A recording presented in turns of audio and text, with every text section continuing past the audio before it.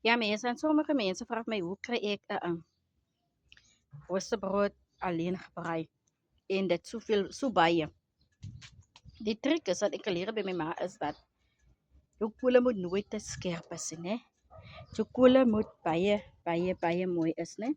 Jy, want as jou koele te scherp is, dan gaan jou brood brand. Jou brood gaat eers oprijzen. Dat gaat zomaar plat brood is. So, jy moet ten minste, sê ek kan sien dinge sê maar jou brood moet dan kans kry om te rys. Jou koele moet net nice is. So ja, dat is nou nie 'n vinnige besigheid nie.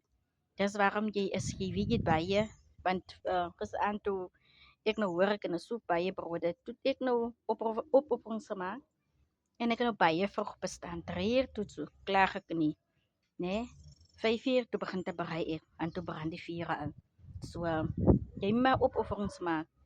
Laat jou brood dat jy dit ten minste die beste kan gee, want anders is hy as dit te vinnig is en dan is hy gebrand en hy's lekker uitgerysie en hy's kleitjierig en dan gaan die mense nie weer by jou wil koop nie. So roosterbrood, jy moet kalm wees met hom, baie rustig, hy verbrand lekker, maar as jou kolle ook reg is, dan is dit nie nodig dat jy so verbrand nie. Dan het jy nie nodig om so te brand nie. Ja, ek het die goeie by my ma geleer, ja. Jy kom waarvandaan ek kom, sal jy weet jy kan 'n roosterbroodjie maak alleen.